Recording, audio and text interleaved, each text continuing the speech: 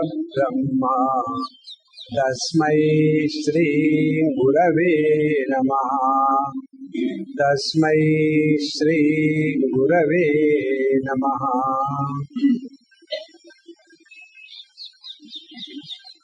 This series of hours we have named it as Scientific Art of Living. It is something like this. We start appreciating the greatness of sun because it is giving us light and energy. Whether we appreciate the Lord's sun or not, He doesn't care, isn't it? But what is our approach today in this world is, whenever anything is labeled as scientific, it becomes authentic, isn't it? So, rather than the reality proving the falsified existence of the science, it is the other way around. The science is trying to prove the greatness of the reality. It is something like an ignorant man does upasana, worship of the God. And how he does the worship of the God? First of all, suppose he goes to Ganges. How the Ganges are worshipped? We take the water from the same Ganges and say, Gange cha Yamune chaiva Godavari Saraswati Narmade Sindhu Kaveri Jalesmin Sannidhim Karo, or Ganga ji ko nalaya, and we give part to Ganges by taking the water from the same Ganges. Isn't it? But by that what happens? Our heart becomes pure. And when we take up the scientific view of life, we become more of materialist and less of spiritual. Yet, this is the demand of the time. We have to say, this is most scientific. And then we start accepting, oh, it must be true, because it is scientific. But you know the basic difference between the spiritual approach to life and the scientific approach to life? The basic difference is, in case of the scientific approach, every latest addition in the discovery discards the old findings. Isn't it? If you see the earlier days, when the medicine started, so sulfur drugs, slowly, the penicillin came. Sulfur were discarded. Then the first, second generation of the antibiotics came. Gram positive, gram negative. And then both putting together. Tetracyclines. Then teramycin. Teramycin is nothing but teramycin. And in this manner, when the additional newer discoveries are made, the earlier are discarded. And if we imagine the same thing is true in the science of life, we are going the wrong way. Please understand. Very important. And therefore, if you are going to anybody and if he tells you, we are going to give you the scientific spirituality, be aware.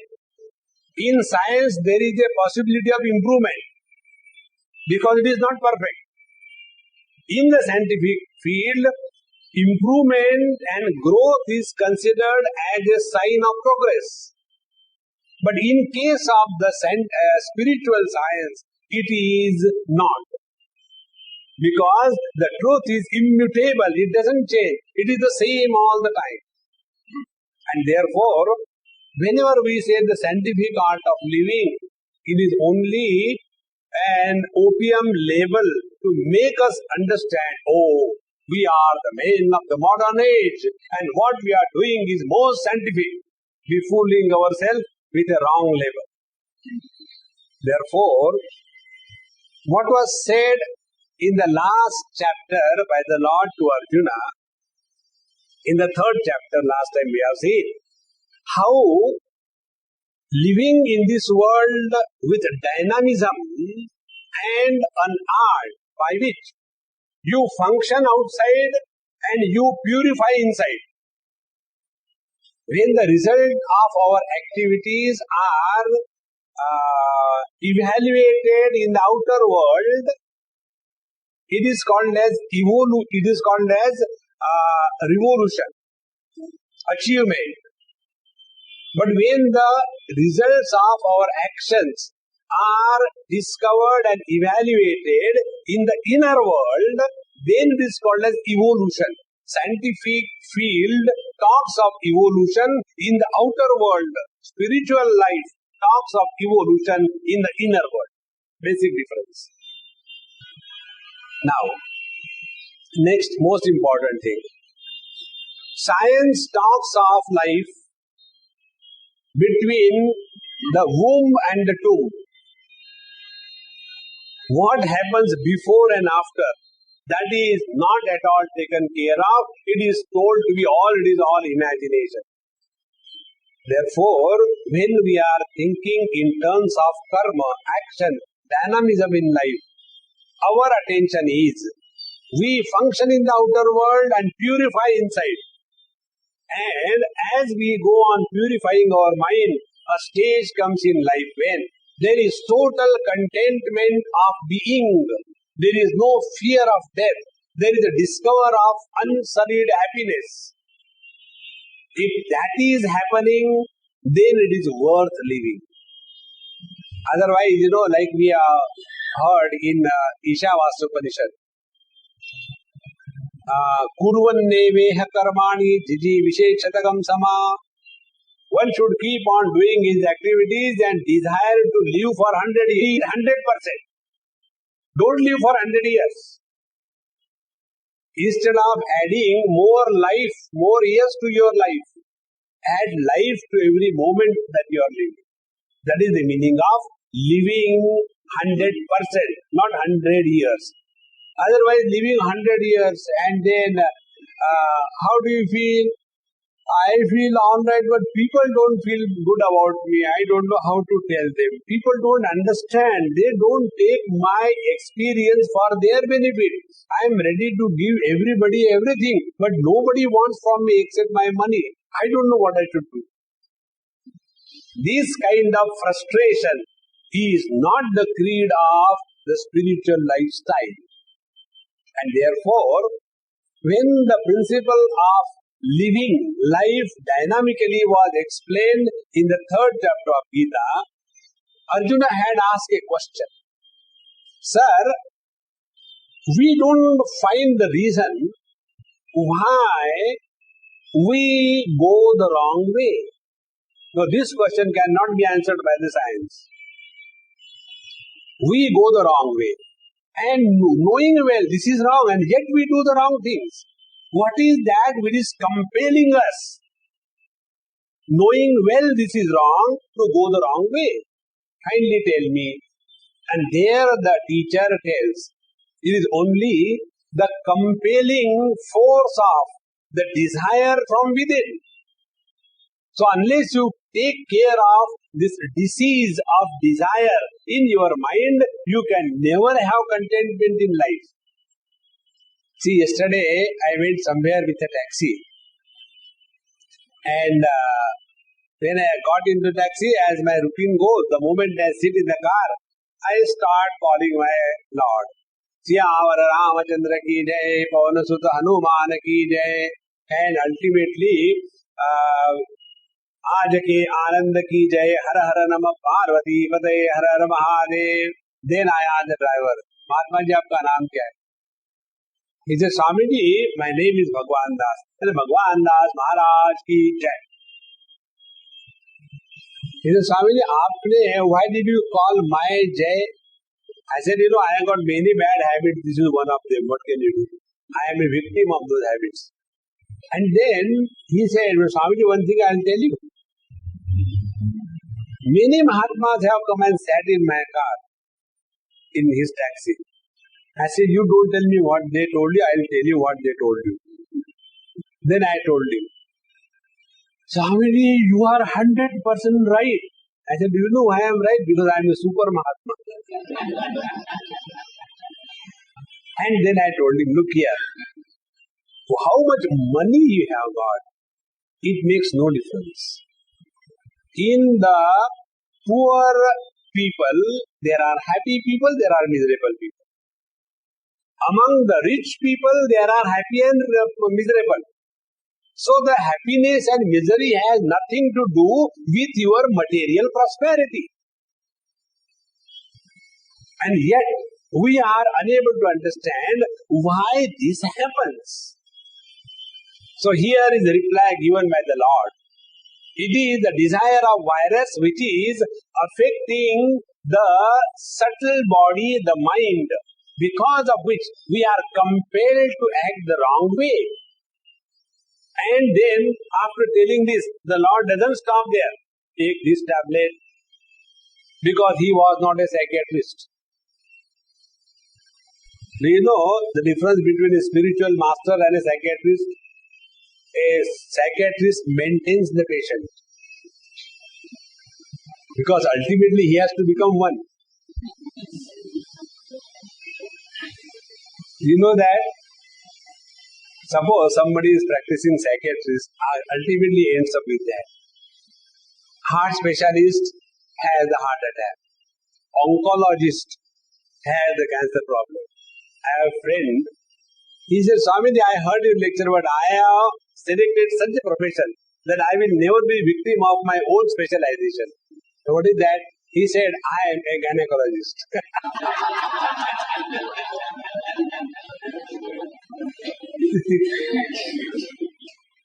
So, the Lord didn't tell, you take these tablets and then your desire pressure will be reduced and you will be feeling very happy, and when again you start feeling miserable, come to me. Then I will give another tablet. And in this manner, parasparam bhavayantaha. You come with your problem, I give you one tablet, I maintain you, you maintain me, and both of us will grow together. See? So here the Lord tells that this desire is the main cause. And be very attentive, I told you last time, again I am repeating. Had desire been a healthy condition, we will not like to remove it. See? Wherever there is health, there is no pain. Pain is a sign of unhealthy condition. When we have desire in our mind, we are not at home. We are extremely disturbed.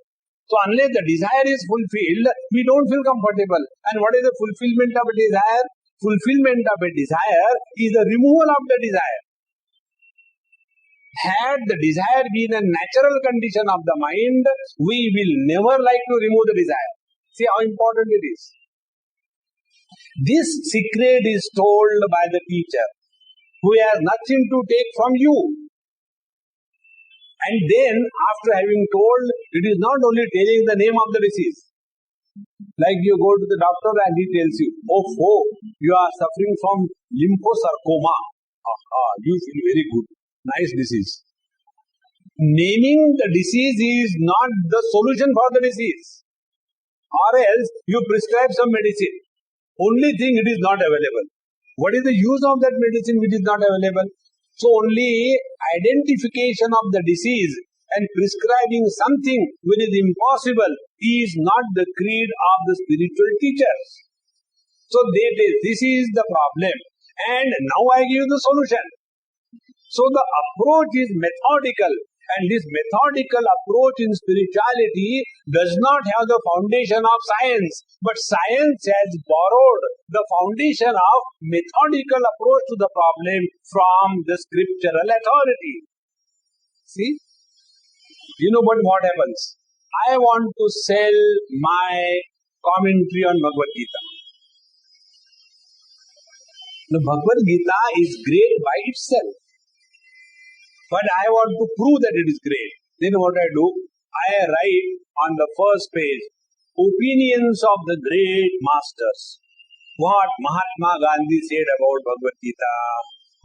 Therefore Bhagavad Gita is great. Look here. Even before Mahatma Gandhi was, Gita was, and it will continue to be great. But because we don't understand the greatness of Gita and we have understood the importance of a person, then that person becomes an authority to certify the greatness of Bhagavad Gita. See the tragedy. So is the case, application of science in the spiritual life. So, the teacher gives a very excellent explanation. We call it scientific explanation because we are somehow enchanted by that word. And what is the explanation? He says, the location of the desire is at three places. Your senses, your mind, your intellect. If the virus of desire is located in the senses, there is a chance of cure. If it has gone still deeper at the level of the mind, the chances are, but you have to struggle a lot. And if the desire has attacked your intellect, you will be so convinced that the life is nothing but fulfillment of the desire. May what happen to others. So to come out of that, the teacher says, as long as you are living at the level of the sense organs, at the level of the mind, at the level of the perverted intellect, you can never be freed from the virus of desire. Then what is to be done? Go beyond that. See? So when you go beyond the senses, the sense objects, the mind and the intellect, then you come to that level of existence from where you are able to control the total life and be the master of your life and that of others. This scientific approach is given by the Lord to lead a dynamic life. Never remain a victim of one's own weaknesses. Then only there is a glory of living like a human being. Otherwise, living at the level of impulses is living like animals. Friends, wherever freedom is given without guarded freedom, it becomes a calamity. A common example we all know. We have freedom to drive the car on the road. But if there is no freedom guarded with the traffic rules, there will be a chaos. And we can see this in our North India. Because their democracy is more rampant. We can't say operational, there it is rampant. So, this freedom to live and fulfill your desire must be guarded freedom. Be very attentive. Guarded freedom to live our life is called as leading the life according to the scriptural injunctions of do's and don'ts. Whatever you are supposed to do, that is the first priority and that is the last priority. If we all become responsible, what I am supposed to do, that I alone should do, and nothing, what I like is not important. What is required to be done, that is important. If we start living the life of duty-oriented philosophy, you will see our mind will start becoming purer and purer. This cannot be better demonstrated than in Bhagavad Gita, 2nd and 3rd chapter. So when this principle of living was given, then the 4th chapter begins. You will see up to the third chapter, Arjuna had asked a question. And then Bhagavan replied. Now in the 4th chapter, the student doesn't ask a question. But the greatness of a teacher is he who is able to smell the doubt in the mind of the student and reply the doubt without the question being asked. He alone is in tune with the quality of the mind of the student. See?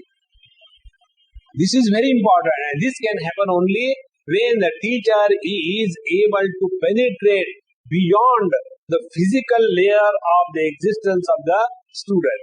So here, when this principle was given by the teacher, rise above the body, the senses, the mind and the intellectual personality, come to live far beyond the trap of cause and effect.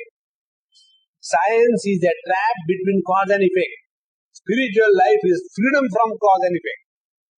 So when this was said, oh, you should not have cause and effect. I think, sir, are you doing any experiment on me?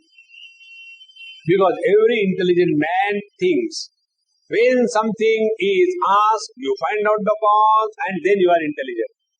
The other day, this morning, I was removing my emails. Removing means answering. So when I was answering, one person wrote a question. Swamiji, sometimes I am able to enjoy a particular music. Initially, if it is new cassette, new music, I enjoy. After some time, I don't enjoy it as it was in the beginning. Why? I said, look here, I will not reply this question, but I will give you a solution. Solution is, drop this word why from your question and live happily. If you cannot enjoy the same music again and again, don't listen. Why run after that? Why make your life miserable? No, I am scientific. Suffer scientifically. So here the teacher tells, look here, what I am telling you, you are not the guinea pig. This is the truth demonstrated and lived through ages. It is not a recent development. One day, somewhere I was talking on this topic. I don't know where it was, probably Ahmedabad Management Association. And one person, young boy, he came, Swamiji, your spirituality is becoming so much for me, I have to ask you a question. I said, then I am successful, ask. He said, now don't tell everything was available during your spiritual time when the modern science was not there. For example, this email and all kinds of things. I said, if you have patience, I'll tell you. Your modern email can operate when you have got both hardware and software. Do you know, during the spiritual time, there is no hardware required. Only software can function. Do you have that technology? The intuitive understanding of penetrating beyond time, space and object doesn't exist in the scientific world as it now. Therefore, when we talk of leading the life scientifically, does not mean get caught up into cause and effect, but means rise above the cause and effect and touch the core of your being, and from there look at the world with a new vision, and then you will come to know that all the great things that I was talking about was such a fun that it has yielded no results. Therefore, you will see none of the great spiritual personality have concluded their life with a frustration and disappointment. On the contrary, the so-called scientists and great social workers, toward the end of their life, you see how frustrated they are. I was in one university, and one scientist, I don't know his name now, he took me around his laboratory. Swamiji, we do this thing. He was showing me some petri dishes, some petty things called as bacteria, their colony, and all that. Swamiji, this is that. I was seeing all that. I said, hey, it's a very great thing, very nice. You must be feeling so good, isn't it? You are doing so much of work and all that. He said, Swamiji, I'll tell you the truth. I said, tell for a change. He said, the number of papers I am supposed to publish every year is 3. If I publish 3 papers, I get my increment, I have no problem. I have become so expert in writing paper that I don't require to conduct any experiment. I can create data. Any result you want, I can create. And I can do that. But the thing is, as you are able to giggle, laugh and enjoy, that I don't have. I feel what I am doing here and how long I am going to continue. The same laboratory, the same place I come, and my students think I am a great wise man, but I am confessing to you, don't tell my students. I am bored of my life. What is this happening? I said, if you have got guts, reject the job and jump into a field which will attract your mind as naturally as fish to the water and discover something new in life.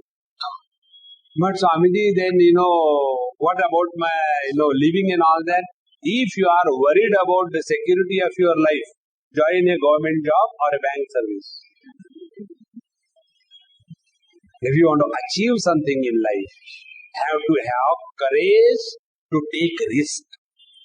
Those who cannot take risk in life, 350 EB after 27 years, then 322 and retire. That life is not a life of a spiritual seeker.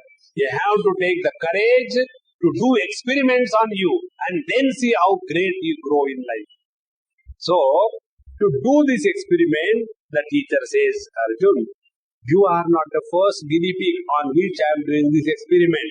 But now in the 4th chapter, the Lord says, Sri Bhagavan Vacha, Imam vivasvate yogam proktavan aham avyayam vivasvan manave praha manurikshva kave pravir evam parampara praptam evam rajarshayo viduhu sa kale neha mahata yogo nashta parantapa sa evayam maya tedya yoga prokta puradanaha bhaktosi me sakha cheti rahasyam etaduttamam. The teacher now says, Arjun, this yoga is what? Yoga is the technique of living the life more meaningfully. Leading the life scientifically is one thing, and leading the life meaningfully is another thing. So to lead the life more meaningfully, what I told you in the 2nd and the 3rd chapter, this yoga, this technique is not new. Now this is the fundamental difference between the spiritual approach to life and the scientific approach to life. Spiritual approach to life is, there is nothing new that is told to you. You know everything. And scientific approach is, you do not know, we will tell you. No spiritual teacher will tell you that you know nothing. He will say, you know everything. Only we make you aware of your own beauty. So here the teacher says, this is not new that I told you, because imam avyayam yogam aham proktavan. Whatever I told you, the principle of leading life beautifully and with fulfillment, this was eternal principle. It is something like, our Newtonananda Maharaj has not created the law of gravity. It was already there. He only labeled it that this is gravity. Even before Newton, if you see our books of Jyotisha Shastra, there all these things are already recorded. The basic difference between us and the scientific approach is this, that we do not make it a big publicity stunt and acquire earn out of it, but it is already existing.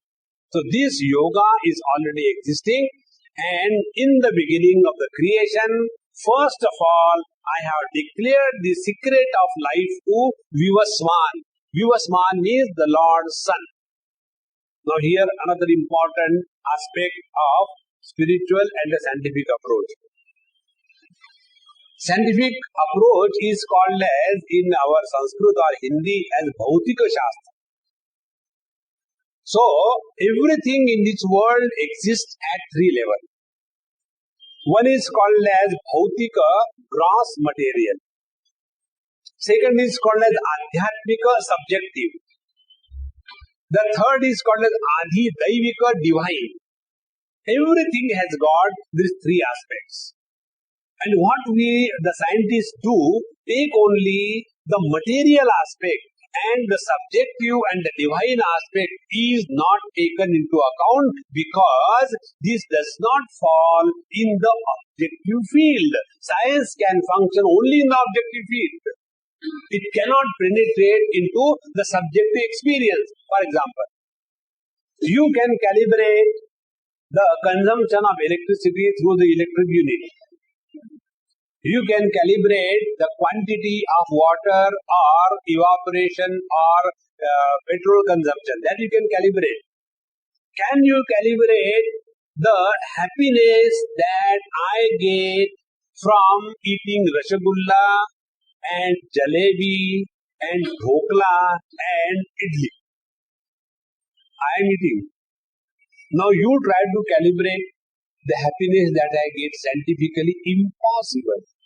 Science can never penetrate into the subjective experience. And what matters in life is the subjective experience and not the objective prosperity. If objective prosperity was everything in life, the overdeveloped nation would never have had the psychiatrists and the advocates. But the maximum number of psychiatrists and advocates are in the overdeveloped countries because they are so objective. So here the teacher says this knowledge was first given to the Lord's Son. Our problem will be, Bhagwan Krishna was a man. How did he go to Surya and say, hey Mr. Surya, I give you the knowledge, he will be burned to ashes. See, you all must have read or heard how the eclipse takes place, solar or the lunar eclipse. According to the physics, we are told between the two planets, something comes and the shadow falls, and because of the shadow, we see that there is eclipse. This is Adi Bhautik, the material approach to these things. According to the divine approach, Adi Daivik approach, we are told, the sun is consumed by, eaten by another great planet called as the Rahu. And Rahu is a planet which does not have the body, only the head is there. So when the Rahu eats that sun, immediately for that few moments there is a darkness, but because there is no body behind, again the sun comes out and again there is a complete sun. Now these stories in our Puranas, they are talking about the Adi Daivik principle behind every material expression. Take for example, I am able to talk. You are able to hear. Doctor will approach up to the ENT.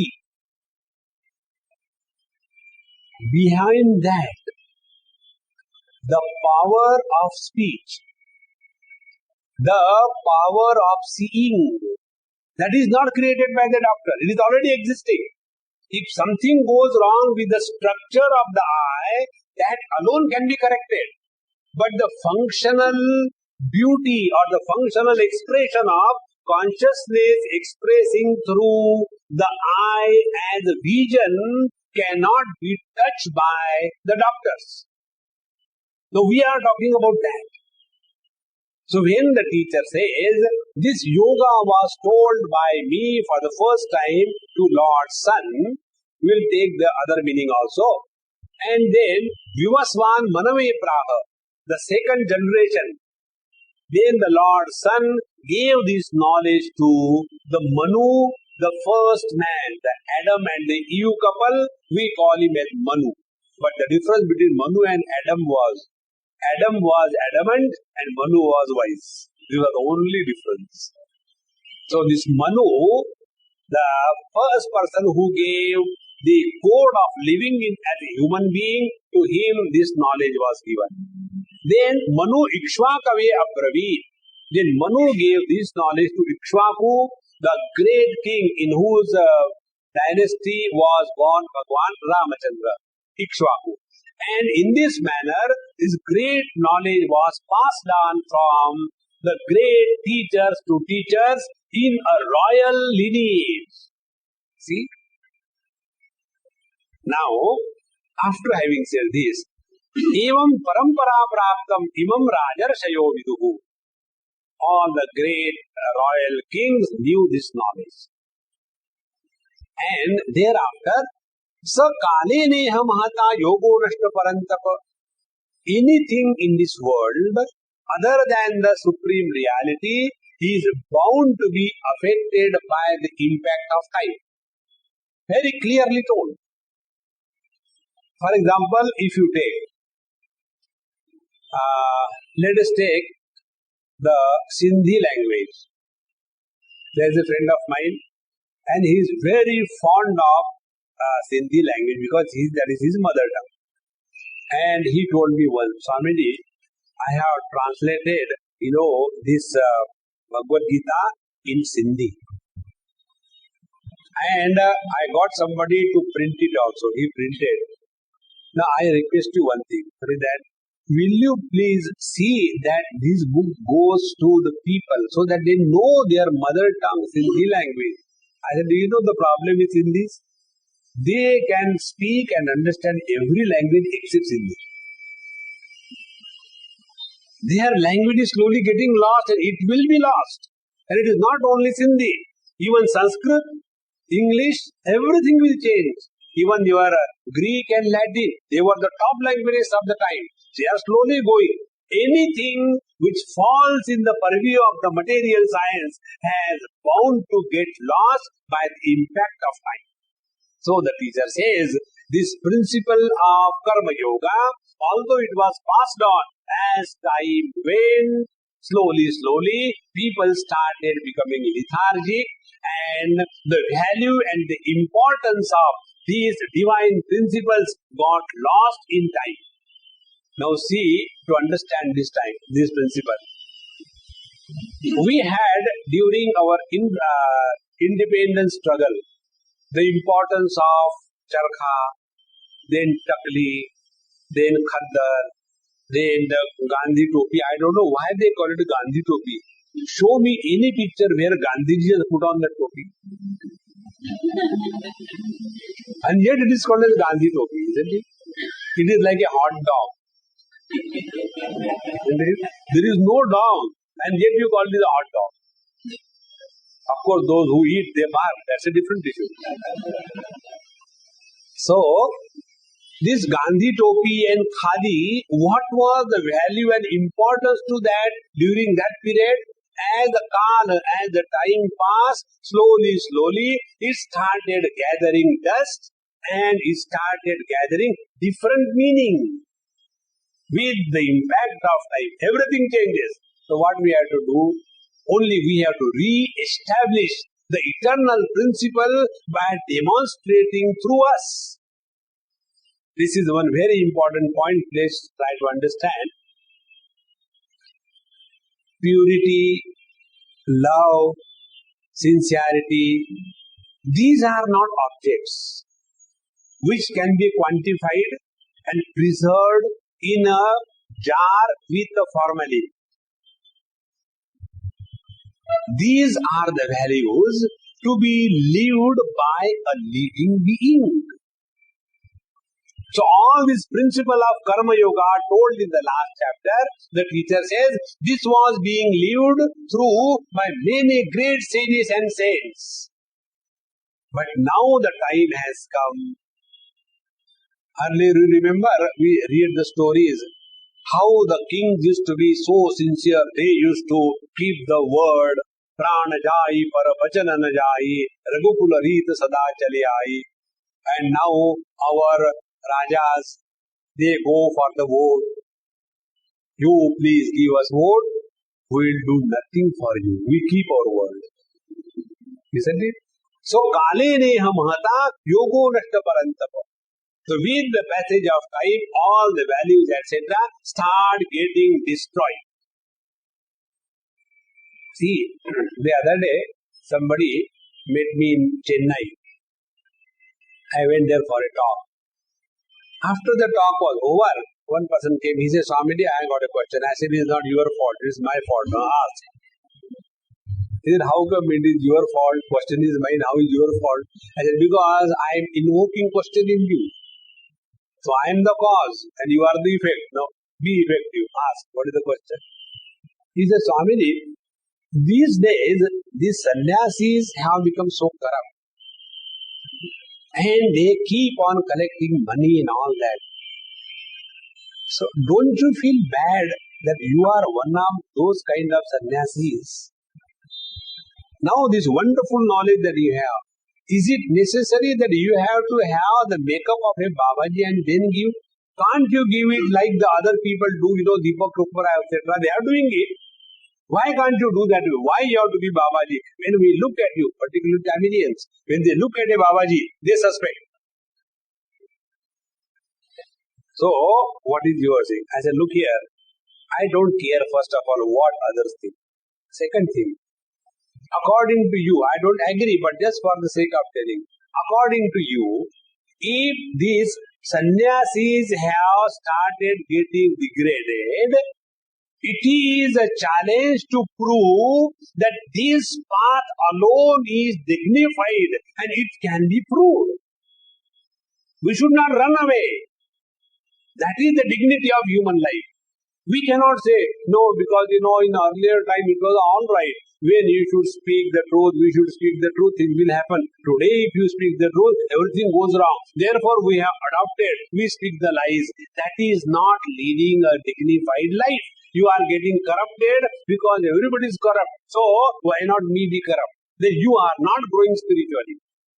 So, this yoga with the passage of time has got corrupted. And the same thing I told you. Why did you tell me? For two reasons. If, be very attentive, Bhagavan told in the 3rd chapter, if the top persons start demonstrating quality life, all the subordinates will follow. See? What is the difference in today's Indian population and the population when Mahatma Gandhi was there? It is not everything Mahatma Gandhi did was right. Yet, he was able to command over the whole Indian population. Today, there is not a single Gandhi. Gandhis are there, but not Mahatma. Now, what is the difference?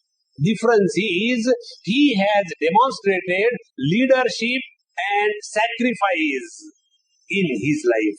Therefore, he was demonstrating what he was talking. Today, it is the other way around. You should be simple, but I should be sufficient. Isn't it? Therefore, friends, these yoga, if these great principles are getting destroyed, don't discard the great principle. Try to prove, do the experiment in your own life and come to realize that what is said is worth living through. You know what happens? Many people have got this problem. Swamiji, we have seen many spiritual people, so-called spiritual people, nothing in them, useless.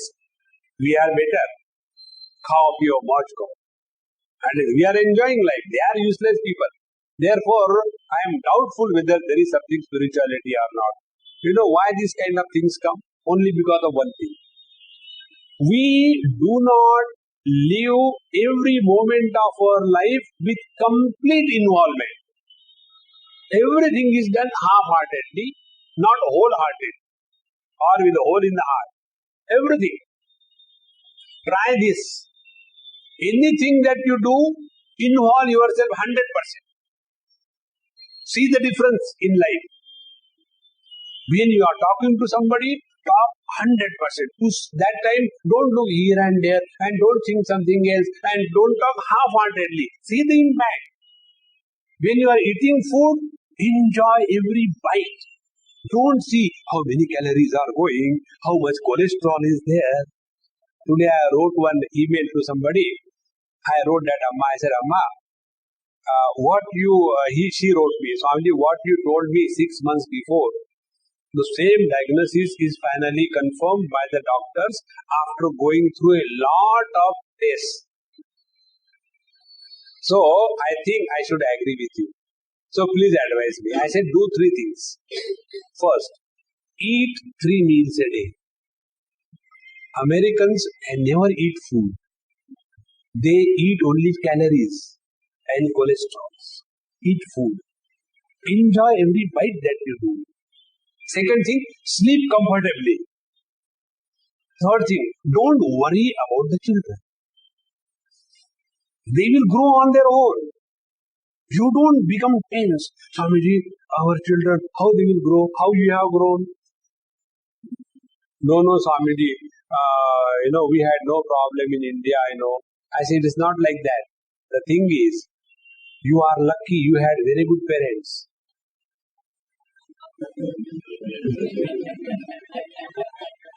Your children are unfortunate. Therefore, they are becoming like this thing. So don't unnecessarily worry and lead life with complete involvement in everything. Then see the joy. The result will be, when you eat, all that you eat will be digested. When you talk, there will be nothing left in your mind. Clear the mind. When you walk. That time don't think and go and dash somewhere. No. This is one simple technique Bhagavan tells.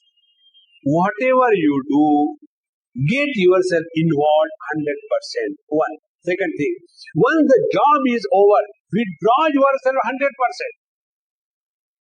The result will be, in every activity, you will be fully available. And if you are fully available, there are no difficulties in this world. Difficulties appear when you are weak. Difficulties appear when your attention is taken away from the goal of your life. So this simple yoga, with the passage of time, has become weak. Ch.04 maya tedya yoga prokta puratanaha. Hey Arjun, the same divine principle which is uncorruptible, which cannot be destroyed, is available for you. Now you practice it fully. Don't do it half-heartedly. See, Arjuna's problem was, he came on the battlefield, but the heart was not prepared. Whether I should fight or not. Such wrong thinking makes you miserable. I'll tell you wrong thinking how makes you miserable. There was a person, I read this story recently, I really enjoyed, I'm telling you. There was a person, a philosopher. Philosophers think for no reason. And all those who think they are miserable. So he went to a new big car bazaar. New models from all the world had come. In Bombay, the big bazaar was there. And there was one philosopher. He was going seeing an sports.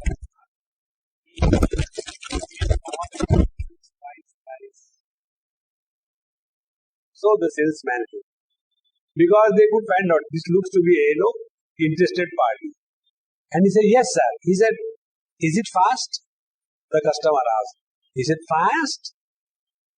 If you start from here, Bombay, you will reach Jumri Talaya tomorrow morning 3:30. He said, okay, I'll think and tell you tomorrow. He goes back. Next day he comes.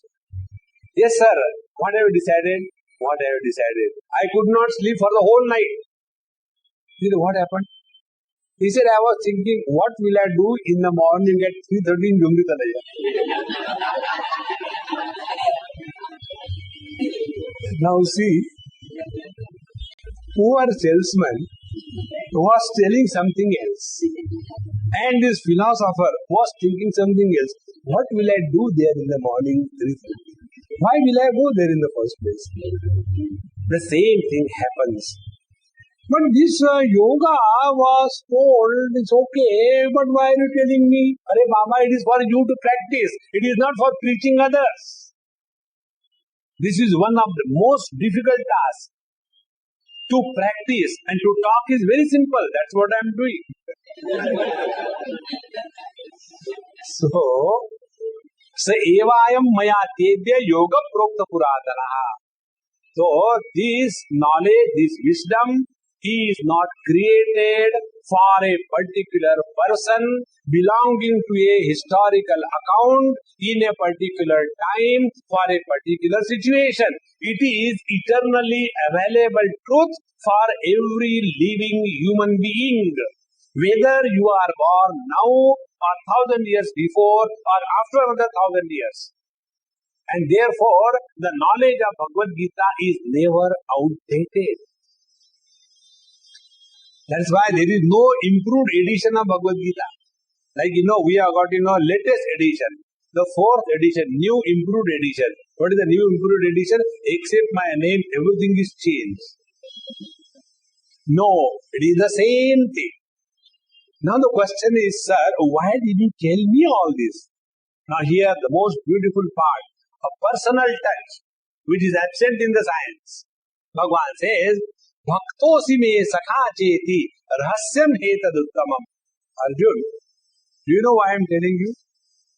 Because I love you, darling. See, the whole atmosphere changes. The day you understand this principle in life. See, I was in this Pune, HR, Human Resource Department, HRD. All the people from the whole country came, 600-700 big people are all there. And HRD, the same mechanical understanding. Human resource. I said, look here, my understanding is different. It is happy relations. What matters in life is not how much you are educated, what is your qualification, how many cars you have, or you are a bekar, is Gujarati, with 2 cars. It makes no difference.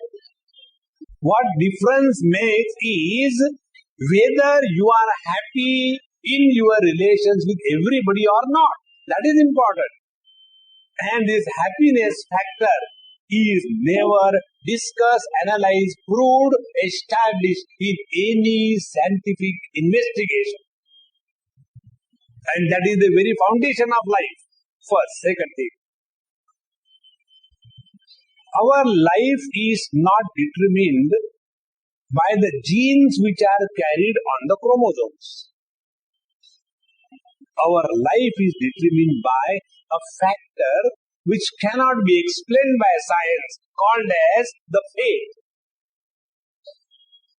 You will see there are girls, very beautiful, very educated, intelligent, but their life is terrible.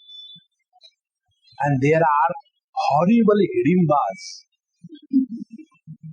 But they are placed in such a way that you just can't imagine how this buffalo could get married to that so smart, intelligent and rich man, and how this is possible. Because your physical structure has nothing to do with your fate, and friends, fate is not inherited. Science can go only to the point of inheritance, not beyond that. And therefore, here, the most touching point, Arjuna, I am telling you all this, not because I am your teacher, not because you have appointed me, not because I am obliged to tell you, not because I am going to publish a paper, not because you are going to give me home ministry after you win the war. Aha! I tell you for the sake of pure love. Friends, anything which is said out of pure love transcends the barrier of knowledge and ignorance, logic and reason. And the life is fulfilled only when we enter the kingdom of love and get away from the barriers of logic and reason. Therefore, bhaktosi me sakha cheti. And second thing, the teacher says, because you are my sakha, you are my friend. See, sakha means he who is always referred together. So when we say Rama, Lakshmana comes. When we say Michael, immediately Jackson comes. Together. In the same manner, Krishna, Arjuna comes together. So, you are my such a close friend. In Mahabharata, many stories come. How Bhagwan Krishna and Arjuna used to be so close. They used to at times sleep together on the same bed. They used to take food in the same thali. And all of the queens used to become jealous. See, Bhagwan doesn't allow us to sit with him in his thali. But he comes and takes, what is his speciality? So such a great friend and my dear you are, and therefore my friend, I told you this. This is one aspect. Now the second aspect. Now this is from the Adi Daivi, the divine portion I told you. Now I tell you the same thing from the subjective understanding. You know the difference between scientific and spiritual understanding. Scientific understanding remains objective, does not give you happiness. Your miseries continue to be. But the spiritual thing gives you the objective as well as the subjective experience. Now here is the second meaning. The sun is the cause because of which our life exists. So the teacher says, first I gave this knowledge to the principle of life. Now see, the principle of life which is permeating through us is doing every job irrespective of liking and disliking. It is not, I only like the communication. So life says, I can only communicate. I don't like that digestion and excretion. No. Imagine if your life withdraws from your excretion system for 10 minutes, when you get Mr. Constipation, and see how miserable it becomes. So the principle of Karma Yoga is first demonstrated in the principle of life. First. Second, then from there it comes to the mind. Manu means mind. See, mind also is living with the principle of Karma Yoga. Whatever theme comes, on every theme the mind cooperates. It is not that the mind doesn't want anything spiritual, no. It is not that the mind doesn't like material, no. Mind can go in both the directions, in the material inquiry as well as the spiritual inquiry, because mind by itself is free from any biasness. That is why the mind becomes a karma yogi. The third thing, Manu Ikshvakave Abravit. Ikshu means the eyes or the sense organs. Our sense organs are also leading the life of karma yoga. Whether it is a red color or it is a green color, all the colors are illumined by the eyes without any biasness. See, all the tastes are revealed by the tongue without any biasness. All the sounds are heard by the ear without any biasness. Meaning, leading the life of Karma Yoga is a natural existence. And not leading the life of Karma Yoga is a disease condition. See, once we understand this principle, that when we are leading the life of selfishness, it is a burden that we are creating. And when you are leading a life selfless, you are creating a greater atmosphere of love and joy in your own heart. Therefore, being good is in our favor. Once we understand the basic of it, then you will see your life will automatically change. We are not good for others. We are good because we are benefited. When I give something to somebody, whether somebody is benefited or I do not know, but I am definitely benefited. What is that? I feel fulfilled. I could share with what I have with others, those who need. See how important. Once you take this principle, your arrogance, your ego, your guilt, your frustration, your depression, everything will disappear. This example I gave you last time. I come and talk to you all here every now and then. I am very clear about this point. I come here to talk to you not because you need. It is my need that I come and talk this divine theme again and again. Once I am clear about it, I come here exactly at the dot of the time and go from here without expecting anything from you. It is not greatness of any demand. It is my need. With that alone, I keep in touch with the divinity. With that alone, I can purify myself. Once this is understood, I cannot have the arrogance that, Prempuri people, I come and give lectures to you, ye the ignorant children of the Lord. No. It is my need. Therefore I come and talk to you. Once we take this principle in life, you will never feel, I have done so much for this ashram, I have done so much for my parents, I have done so much for my children, I have done so much for my country. You have done because you are in need. The world doesn't need you. Friends, Bhagwan Krishna came and went. Nothing is lacking in his world. He was Yadav, now also Yadavs are still. Nothing is lacking. He created confusion, now there is super confusion. Bhagwan Krishna, as much confusion he created, nobody created. And that is his descendants continuing. Bhagwan Ramchandraji was there, that time there was Jhagda, now also Jhagda continues. The world has been always like this. It is we who have come in this world for our evolution. With this understanding, leading the life is called as leading the life with understanding, and for our sake we say scientific living. After having said this, now Arjuna asks a question on our behalf. He cannot ask such a question. Yet the question is put in his mouth. He says, Arjun, aparam bhavato janma param janma vivasvataha katham etad vijaniyam tvamadau proktavaniti. Bhagavan said, Arjun, I am going to tell you the topmost secret, rahasyam etad uttamam. There is nothing more worthy of knowing than this. The topmost secret I am going to tell you.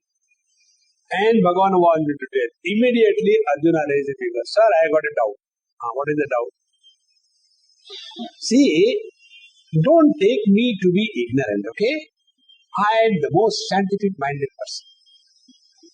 I don't have faith. I don't believe in faith. Faith, he is the, the opium for the ignorant people walking the path of dharma, religion. We want proof. Okay. What is that proof? You know, I am 86 years old. Yes. Arjuna was 86 years old that time. And Lord, you are 89 years old. Yes. You remember so much? Yes, I remember the date of birth also. Very good. So you are only 3 years elder than me. Yes.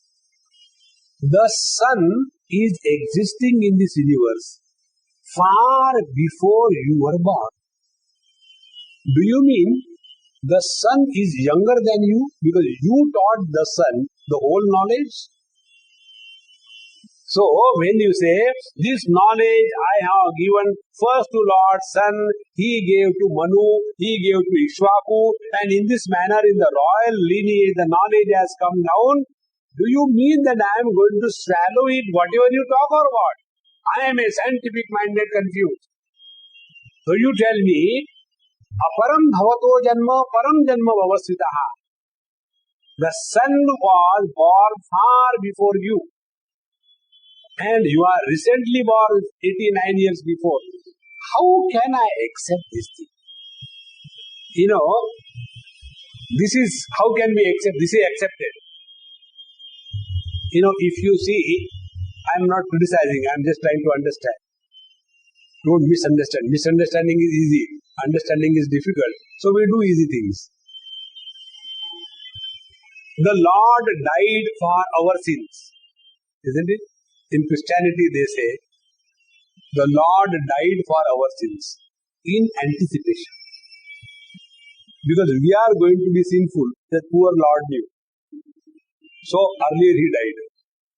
Now you are free to commit sins, because anyway he died. How you can accept it? Somebody was punished earlier because of the wrongdoings of someone else in the latter period of time? This is the question. So you said you have given this knowledge to Sun. So aparam bhavato janmaha, you are born later, and vivasvataha aparam janma, he was born earlier. Katham etad vijaniyam tvamadau proktavaniti. How can I accept this statement that you told this knowledge to the Sun? Now this is the question. Now from here onward, the most important and the famous topic of the spiritual life is inaugurated, and this is the foundation of all our Sanatana Dharma, the spiritual life as expounded in the ancient scriptures of the world. What is that? The teacher says, Sri Bhagavan Vacha, Bahuni me vyatitani janmani tava charjuna, tanyaham veda sarvani natvam vetta parantapa. One person asked me this question, Swamiji, during the time of Bhagavan Krishna, what were the months? I said, Chaitra, Vaishak, Deshta, Ashad, Shravan, Madrapad, Ashwin, Kartik, Margashish, Paush. Then how come in Bhagavad Gita the English months have come? I said, English months in Bhagavad Gita, how come? He said, yes, 4th chapter. Bahuni me vyatitani janmani tava charjuna.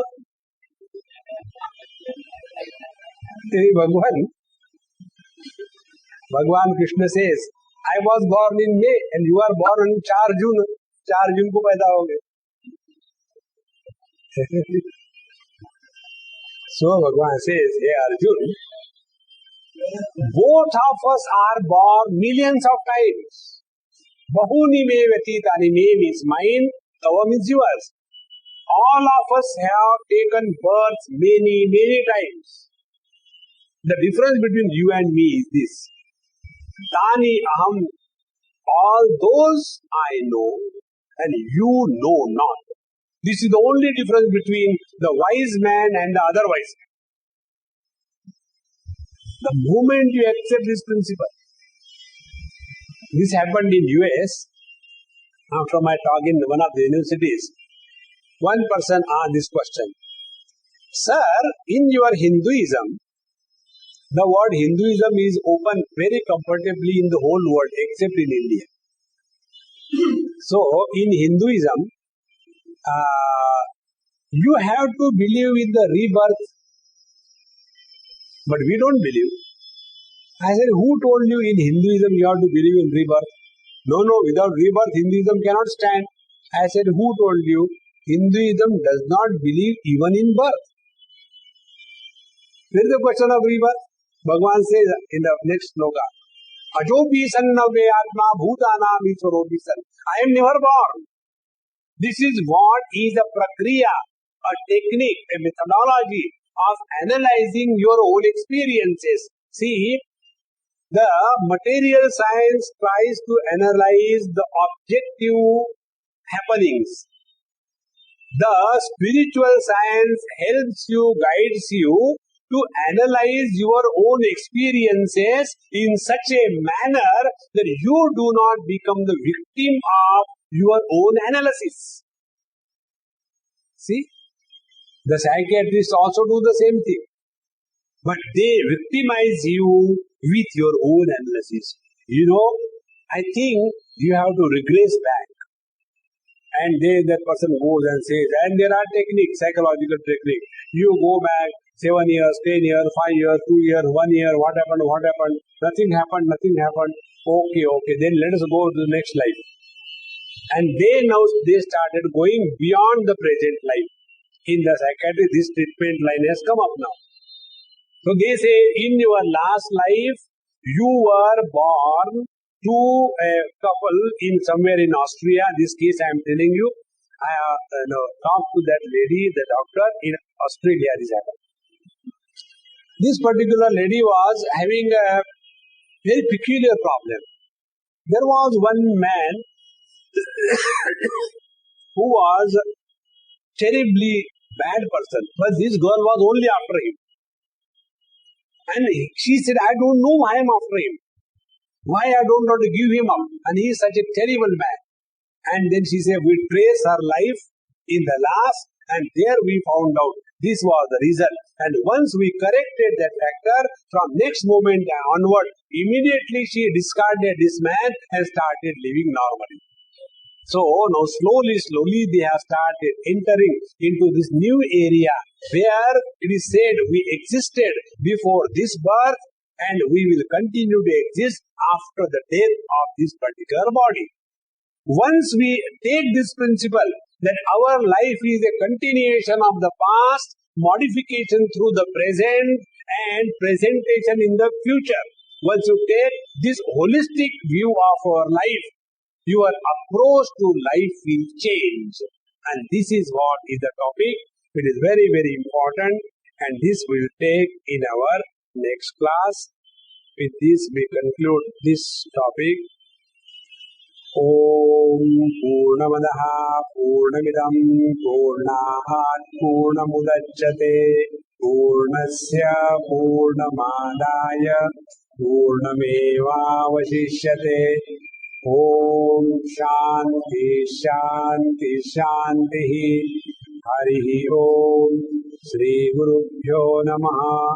Harihi Om.